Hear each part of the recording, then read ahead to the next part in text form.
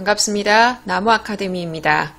이번 영상에서는 고1 국어 창비 6-1단원 국어의 어제와 오늘 공부해 보도록 할게요. 중세시대 국어의 쓰임을 배우게 될 텐데 일단 이 단원에서 어떤 유형의 문제가 많이 출제됐는지 출제 유형 베스트 먼저 점검하겠습니다.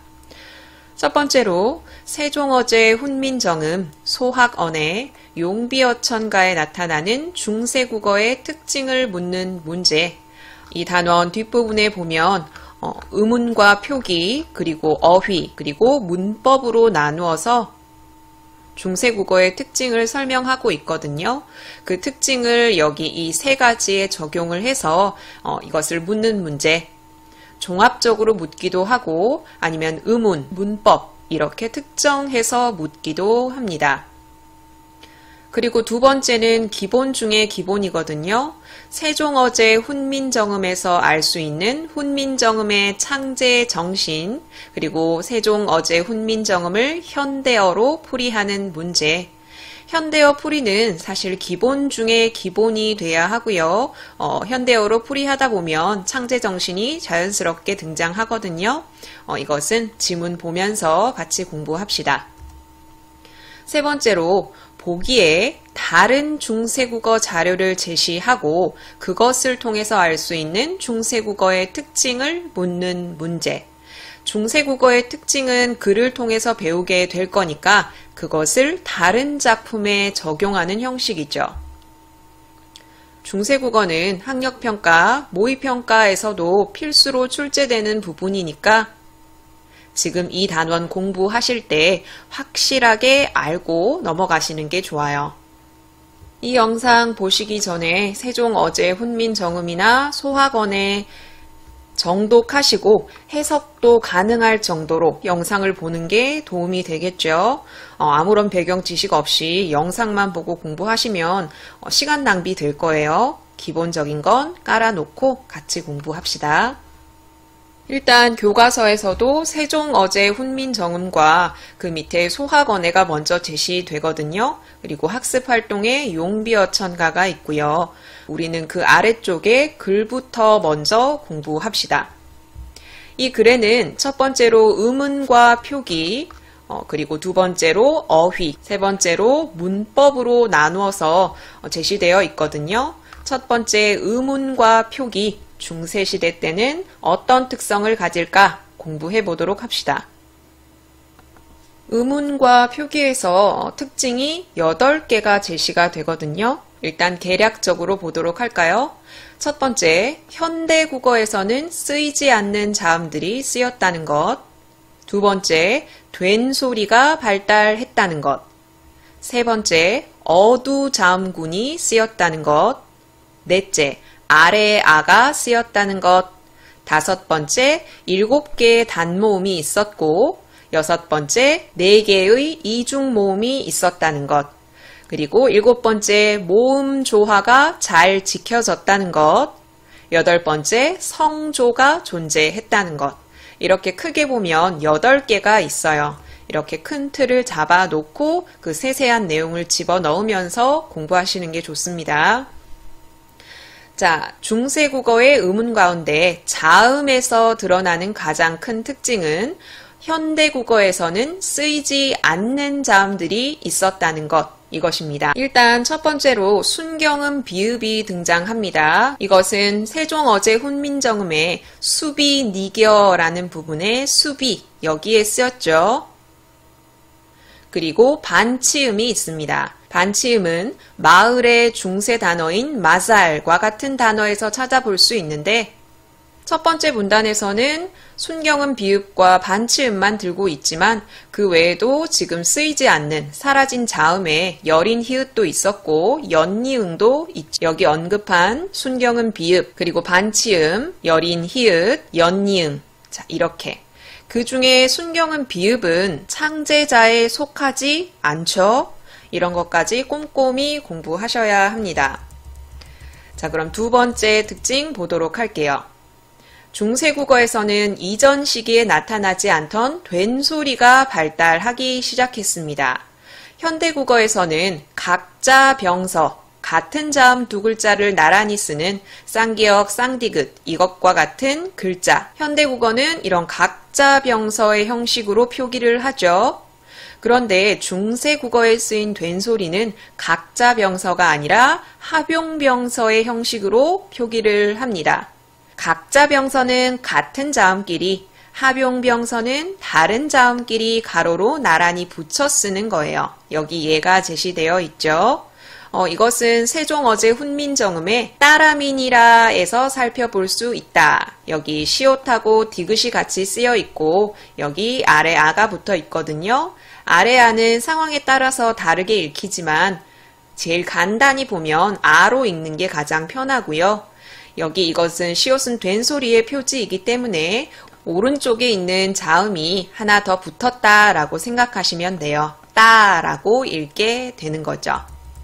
현대국어와 다른 중세국어의 특징은 용비어천가의 수매 그리고 소학원의 써처럼 단어의 첫머리에 여러 개의 자음, 즉 어두 자음군이 올 수 있었다는 점, 이것을 들 수 있습니다. 여기 어두 자음군에 오는 두 자음이 실제로 발음되었던 것으로 보이거든요. 그러니까 이것을 다 발음하면 무수 이렇게 되는 거죠. 그렇지만 현대국어에서는 단어의 첫머리에 여러 자음이 올 수 없다.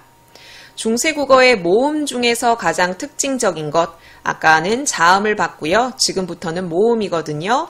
이것은 세종어제 훈민정음과 소학언해에서 보이는 아래 아의 존재입니다.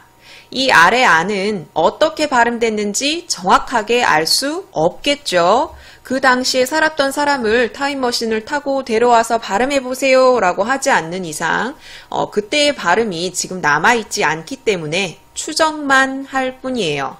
아마 아와 오의 중간음 정도이다 라고 추정되는데 이 아래 아를 포함해서 국어의 단모음은 이렇게 7개입니다. 아래 아, 오, 아, 우, 어, 그리고 으, 이 되겠죠. 그리고 에, 왜, 위. 이것은 이중모음에 해당합니다. 하지만 현대국어에서는 이것도 단모음에 속하게 되죠. 이 현대국어로 변해오면서 아래 아가 사라지고 아까 언급했던 4개의 이중모음은 단모음이 되었습니다. 한편 중세국어 시기에는 모음 조화가 비교적 잘 지켜졌다라는 특징이 있습니다. 모음 조화는 시험에도 자주 출제되니까 꼭 기억하셔야 됩니다. 모음 조화가 뭐죠? 양성모음은 양성모음끼리, 음성모음은 음성모음끼리 결합하는 거죠. 양성모음에서는 뭐가 있죠? 아래 아, 그리고 오, 아, 밝은 느낌을 주는 모음이 있고요. 음성모음에는 우가 대표적이죠. 양성모음은 양성모음끼리, 음성모음은 음성모음끼리 이렇게 쓰는 것이 원칙이다라는 건데 중세국어에서는 이것이 잘 지켜졌다는 거죠. 예를 들어 볼까요? 세종어제 훈민정음에 뜨들을 쓸 수 있거든요. 자, 뜻 써볼게요. 의에다가 뜻. 여기다가 조사를 붙여야 해요. 목적격 조사에 을과 알이 있거든요. 하나는 이렇게 아래 아가 쓰여요. 이 뜻에다가 을을 쓸 것이냐 알을 쓸 것이냐를 구분해야 되는데 이 뜻의 모음은 으죠. 음성 모음입니다. 그럴 때는 을, 알 중에 당연히 뭘 써야 되죠? 아래 아는 양성이니까 이건 탈락하고 똑같은 음성을 연결한다라는 거죠. 그래서 이어적기로 표기해서 뜨들이 되는 겁니다. 이런 표기가 잘 지켜졌다는 거죠. 그러나 모음 조화는 후대로 갈수록 흔들리기 시작했다. 그리고 마지막 특징, 중세국어가 현대국어와 크게 다른 것 가운데 하나는 성조가 존재했다는 거죠. 성조는 말의 높낮이입니다. 현대국어는 말의 높낮이로 뜻을 구별할 수가 없죠. 우리나라는 말의 높낮이를 이용해서 뜻을 구별하는 경우가 없어요. 물론 경상도 사투리의 경우에서는 성조를 통해서 어느 정도 뜻을 구별하는 의미가 있기는 한데 그것이 표준어로 굳어진 것은 아니니까요. 성조는 음절에서 나타나는 소리의 높낮이를 의미하는데 단어의 뜻을 분화하는 변별적인 기능을 한다. 중세국어에서는 음의 높낮이로 뜻을 구별했다라는 거죠. 높낮이는 어떻게 구별하나요? 글자의 왼쪽에 방점을 찍어서 성조를 나타냅니다. 평성, 낮은 소리에는 점을 찍지 않고요. 거성, 높은 소리에는 점을 하나만 찍고요. 낮았다가 높아지는 상성, 이것에는 점을 2개 찍어서 표시했습니다. 글자 왼쪽, 그리고 찍는 점을 방점이라고 이야기를 합니다. 이것은 음운상의 특징이고요. 표기상의 특징 보도록 할게요. 표기상의 특징 첫 번째, 띄어쓰기를 하지 않았다. 두 번째, 소리 나는 대로 이어 적었다. 세 번째, 받침에 8개만 쓸 수 있었다. 이것을 팔종성법이라고 이야기를 합니다. 앞에 두 가지는 쉬운 형태니까 넘어가도록 하고요. 이 팔종성법에 쓰이는 이 팔종성을 기억하셔야 됩니다. 특히 여기 이 이응은 그냥 이응이 아니라 옛 이응이에요. 그리고 받침에 쓰일 법한데 안 보이는 게 바로 디귿이죠. 디귿은 팔종성에 속하지 않는다는 것.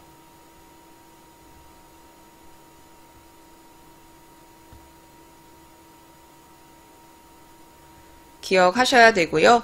또 헷갈릴만 한 게 세종 어제 훈민정음 할 때 세 밑에 이응이 표시되어 있어요. 이 이응은 받침에 쓰였는데 왜 여기 없나요? 라고 물어볼 수 있는데 한자어에 받침이 없을 때는 형식적인 의미로 여기를 채워놓는 역할을 하고 있어요. 하지만 이 이응은 소리값이 없는 형태이기 때문에 받침이라고 보지 않는 거죠. 한자어에 받침이 없을 때 형식적으로 집어넣는 형태, 그러니까 이응은 팔종성법에 포함되는 음운이 아닙니다. 어휘상 특징 한번 보도록 할게요. 중세국어에는 훗날 한자 차용어로 대체되어 사라진 고유어가 상당히 많다. 첫 번째, 사라진 고유어가 많다는 것. 가람, 온, 뇌 이런 것들이 한자어로 대체되었죠. 그리고 단어의 의미가 변화한 것이 많다. 예를 들어 어리다는 당시에 어리석다는 의미, 어엿부다는 가엾다라는 의미로 쓰였거든요. 그리고 얼굴이라는 말도 지금은 안면만을 의미하는데 그때는 형체라는 의미로 쓰였어요. 이 단어의 의미도 시험에 아주 많이 출제되죠. 단어의 의미 변화는 확대가 있고요. 축소가 있고 또 이동이 있죠. 의미가 확대된 것, 축소된 것, 이동된 것. 이것을 구별하는 문제도 단골로 출제가 됩니다. 그리고 세 번째 특징, 끝소리가 히읗인 단어가 꽤 있었던 것으로 보인다. 나라, 머리, 살을 그 예로 들 수 있거든요. 이 히읗은 항상 나타나는 건 아니고 모음으로 시작되는 조사와 만날 때 혹은 과, 도와 같은 조사와 만날 때 夸, 토처럼 간접적으로 그 모습을 드러내었다. 예를 들어 이 살에는 히읗이라는 종성이 숨겨져 있는데 그것이 과를 만났을 때 여기 숨겨진 히읗 그리고 이 기억이 만나서 키읔으로 바뀌는 거죠. 그래서 살과가 아니라 살夸이렇게 표기가 되는 거예요. 이렇게 어휘상 특징은 간단히 3개를 제시하고 있는데 그 중에 두 번째 단어의 의미 변화 중요하게 보셔야 합니다. 문법상 특징 한번 보도록 할게요. 현대국어와 다른 중세국어의 문법적인 특징 첫 번째, 주격조사로 이만 사용되었다. 이 이는 이런 형태로만 쓰인 것이 아니라 이응이 탈락한 이런 형태로 제시되기도 하고 아예 나타나지 않기도 했다. 자, 어떤 때 이가 붙고 어떤 때 이 이가 붙고 어떤 때 나타나지 않는지 확실히 기억하시는 게 좋아요. 자음으로 끝나는 체언 뒤에는 이로 실현되고 이 모음으로 끝나는 체언 뒤에는 나타나지 않고 이 모음 이외의 모음으로 끝나는 체언 뒤에는 여기 작대기 하나만 끊는 이로 실현됩니다. 헷갈릴 수 있어서 밑에 예로 들고 있죠. 세종어제 훈민정음에 홀빼이셔도 라는 부분이 있죠. 해석 어떻게 돼요? 하는 바가 있어도 라고 해석이 되죠. 바 옆에 주격조사인 이가 붙은 거예요. 자, 이 바라는 것은 받침이 없죠. 그리고 이 모음이 아닌 모음이 결합되었어요. 이 모음 이외의 경우에는 이를 결합한다. 이렇게 방금 살펴봤었죠. 그리고 관형격 조사로 의 외에 모음 조화에 따른 에가 있었어요. 의는 음성 모음, 에는 양성 모음. 그러니까 앞에 붙는 체언이 무슨 모음으로 끝나느냐에 따라 음성을 붙이거나 양성을 붙이거나 이렇게 나뉘어 썼다라는 거죠. 또 시옷이 관형격 조사로 쓰였다는 사실, 나랏 말싸미 해서 나라 밑에 있는 시옷은 나라의 말씀이라고 관형격 조사로 해석이 되는 거죠. 그리고 현대국어에서 먹음과 같은 명사형 어미, 음이죠.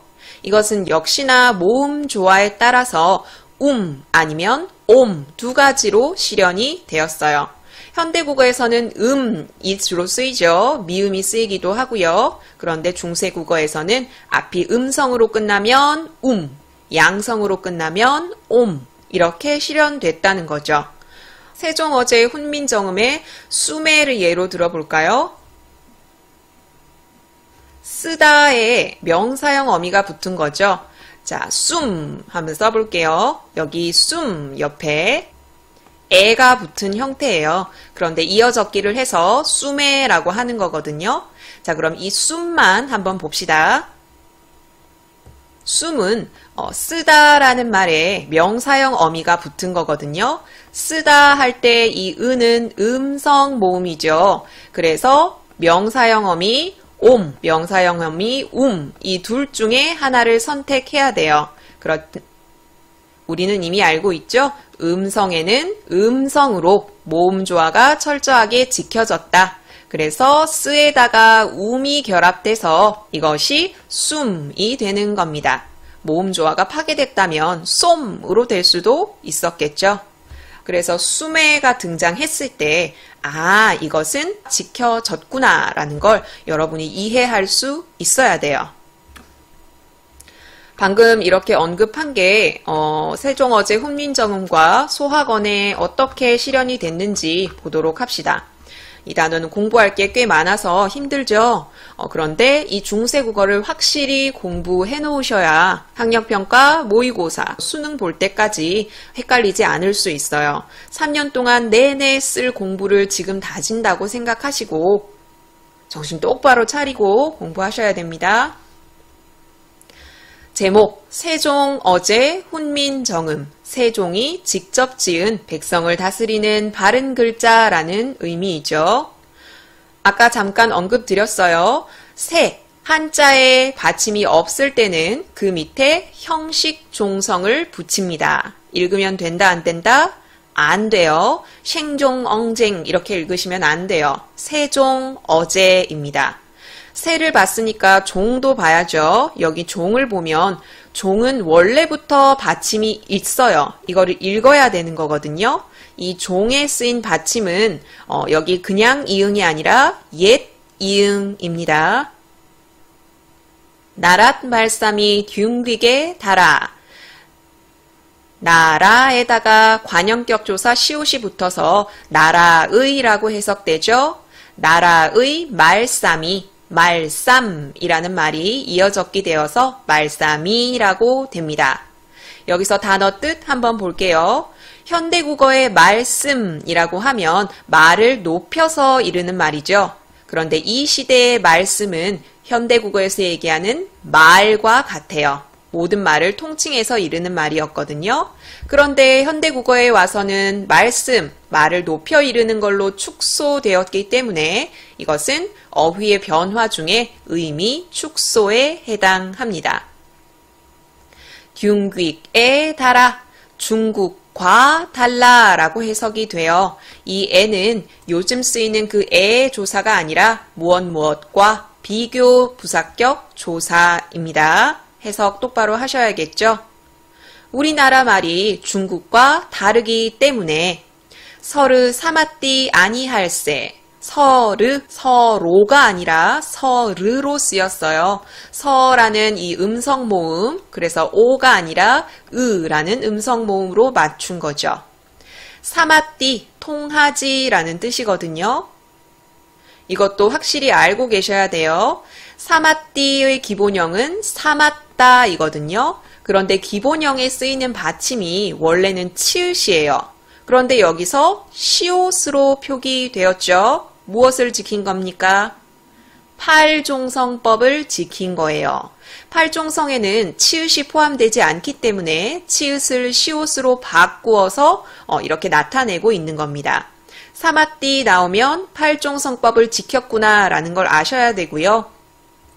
사맛, 아니할세, 리을세는 무엇 하기 때문에 이유를 나타냅니다. 이런 전차로, 이런 까닭으로 어린 백성이 어리다라는 것은 이때 어리석다라는 뜻인데 지금은 나이가 적다로 바뀌었죠. 그래서 이 어리다는 의미의 변화 중에 의미 이동에 해당합니다. 어리석은 백성이 할 때 이 이는 주격 조사죠. 자음으로 끝났어요. 어린 백성 할 때 이 성이 옛 이응으로 끝나거든요. 그래서 자음으로 끝나는 체언에는 주격 조사 이가 결합하게 되죠. 니르고저 홀빼이셔도 말하고자 하는 바가 있어도 라는 뜻이죠. 이르고저가 아니라 니르고저로 쓰였어요. 두음 법칙. 단어의 첫머리에 이응이나 리을이 오는 걸 피하는 거죠. 그런데 이런 법칙이 적용되지 않은 거예요. 이르고자 하는 바가 있어도 마참내 제 뜻을 실어 펴지 못할 놈이 하니라. 뜻의 어두자음군 비읍 디귿이 쓰였죠. 그리고 뜻을 되는데 그것을 이어적기 해서 뜻을이라고 표기했고요. 아까 봤던 것처럼 모음 조화가 지켜졌습니다. 실어 펴디 못할 놈이 많아요. 실어라는 말은 능히라는 뜻이죠. 실어 이거 단어 뜻 해석 때문에 틀리는 학생들 꽤 많거든요. 조심하셔야 돼요. 능히 펼치지 못하는 사람이 많다라는 뜻인데 펴지가 아니라 펴디라고 돼 있어요. 사마디도 마찬가지고 펴디도 마찬가지고 국외음화가 아직 적용되지 않은 모습입니다. 못하는 놈, 못하는 사람으로 해석했거든요. 놈, 지금은 사람을 낮잡아 이르는 표현으로 쓰이는데 이때의 놈은 모든 사람을 가리키는 표현이에요. 그러니까 그때에 비해서 지금은 의미가 작아졌죠. 그래서 놈은 의미의 변화 중 의미 축소에 해당합니다. 그리고 그런 사람이 하니라, 이때 하다라는 뜻은 많다라는 뜻이거든요. 지금의 하다는 무언가를 행동하다라는 의미죠. 내 일할 위하여 어엿비 너겨. 내가 이것을 위하여 어엿비 여겼어요. 불쌍하게 여겼다는 뜻이죠. 이때의 어엿보다는 불쌍하다, 요즘의 어엿보다는 예쁘다라는 뜻이죠. 역시나 의미의 이동입니다. 어여삐 너겨, 여겨가 아니라 너겨예요. 말머리에 니은이 왔죠. 두음 법칙이 적용되지 않았고요. 그래서 새로 28자를 맹가노니, 새로 28자를 만들었어요. 현대국어에서는 스물이죠. 그런데 이때는 스물로 쓰였어요. 양수는 입술이 붙는 모음, 무브뿌프가 있죠. 이 미음이 왔을 때 으가 우로 바뀌는 걸 원순 모음화라고 하는데 여기서는 원순 모음화가 적용되지 않고 그대로 으가 쓰였죠. 그래서 스물은 양순모음화가 적용되지 않은 글자입니다. 자, 이것을 만들었어요. 그래서 사람마다 해여 수비 니겨 날로 쓰매, 사람마다 하여금 쉽게 익혀서 날로 쓰매, 익혀가 아니라 니겨 역시나 두음 법칙이 적용되지 않았고요. 수매는 아까 살펴봤기 때문에 넘어갈게요. 어두자운군, 이어적기, 모음조화가 지켜졌습니다. 뼈난키 하고저 할 따람이니라, 편안하게 하고자 할 따름이다 라고 마무리되고 있어요. 그리고 창제정신 문제에 많이 출제된다고 배웠죠. 우리나라 말이 중국과 달라서 만들었다. 자주정신. 백성들이 말하고자 하는 바를 펼치지 못하는 게 가여워서 만들었다. 애민정신. 그리고 새로 만들었다. 다른 글자를 베낀 것도 아니에요.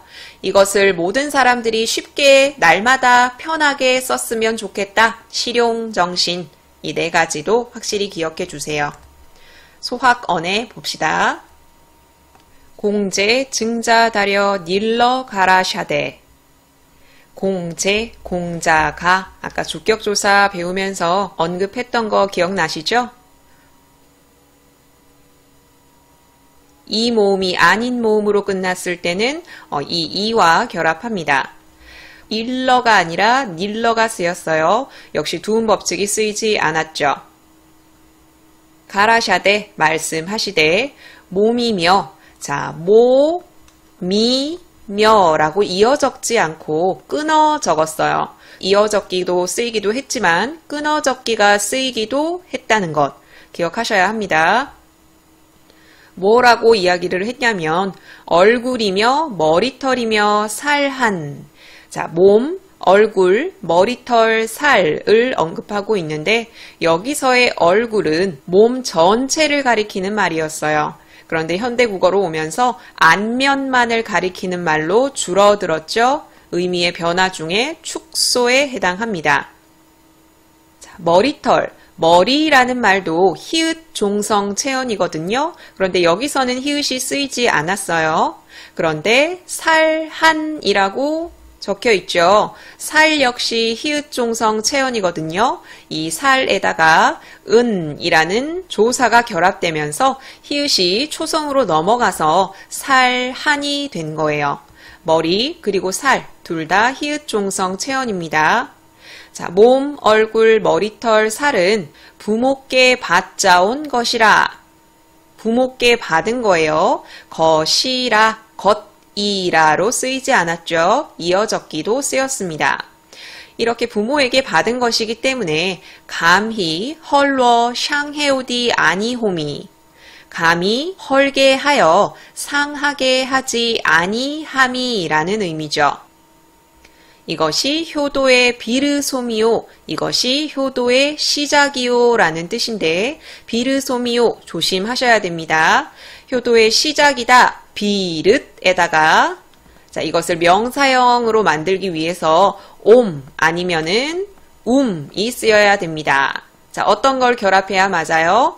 자, 모음 조화 볼까요? 비릇, 으가 음성이죠. 그러면 이 와야 맞아요. 그런데 여기서는 옴이 결합이 됐습니다. 음성 모음에 양성 모음이 결합해서 비릇 옴이오인데 이어적기를 사용해서 비르소미오가 된 거예요. 모음 조화가 파괴되기 시작했죠. 이 부분 서술형 문제에서 비르소미오를 모음 조화를 지켜서 표기해라 라고 묻기도 합니다. 그럼 비릇 이오인데 이어적기를 사용하면 어떻게 되겠어요? 비르수미오가 되겠죠? 이게 모음 조화를 지켰을 때 사용되는 표기고요. 여기서는 파괴된 모습을 보이고 있다는 점. 그리고 몸을 세워 도를 행하야 일홈을 후세에 베퍼써. 자, 몸을 세워 도를 행했다, 입신양명했다, 출세했다 라는 말이죠. 이름을 후세에 널리 퍼지게 해서 부모를 드러나게 함이 그 자식이 그 부모의 자식이래 이런 의미죠. 그렇게 부모를 현저하게 함이 효도의 마침이니라 이렇게 효의 시작과 끝을 이야기하는 소학언해입니다. 여기까지 중세국어의 특징, 그리고 세종어제 훈민정음과 소학언해를 살펴봤어요. 그럼 이 부분 문제 몇 문제 보도록 할게요.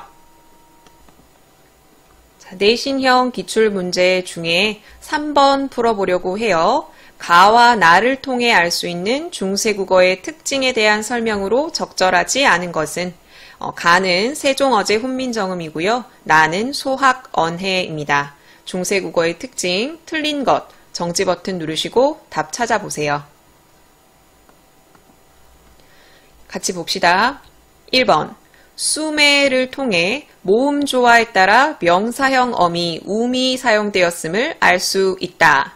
수매 기억나세요? 기본형이 쓰다였죠. 쓰다의 은은 음성 모음이기 때문에 명사형 어미 중에 음성 모음을 갖고 있는 um이 붙었죠. 그래서 이어져서 쏨이 되었습니다. 모음 조화 지켜졌고요. 명사형 어미 사용되었습니다. 2번, 따라미니라를 통해 된 소리가 각자병서로 쓰였음을 알 수 있다. 나란히 쓰는 형태인데 각자병서는 같은 자음끼리 나란히 쓰는 게 각자병서였죠. 그런데 따라미니라의 초성은 각자병서가 아니라 합용병서가 쓰였죠. 그래서 3번의 답은 2번입니다. 3번, 공제를 통해 중세에는 주격조사 가가 쓰이지 않고 이가 사용되었음을 알 수 있다. 이거 해석 어떻게 되죠? 공자, 가로 해석이 되죠. 이 모음이 아닌 다른 모음의 뒤에는 이라는 주격조사가 사용되어서 공자가로 해석되었습니다. 4번, 살한을 통해 끝소리가 히읗인 단어인 히읗종성 체언이 쓰였음을 알 수 있다. 살, 히읗종성 체언이었죠. 항상 등장하는 것은 아니지만 이렇게 모음으로 시작되는 조사가 이어질 때는 히읗이 이어적기가 되어서 살한 이렇게 드러나요. 이걸 통해서 히읗종성 체언이 쓰였다는 것도 알 수 있고요. 5번, 써를 통해 단어의 첫머리에 여러 개의 자음, 즉 어두자음군이 올 수 있음을 알 수 있다. 단어의 첫머리에 여러 개의 자음 쓰였죠. 그래서 5번도 적절합니다. 3번의 답은 2번이에요. 하나 더 풀어볼게요.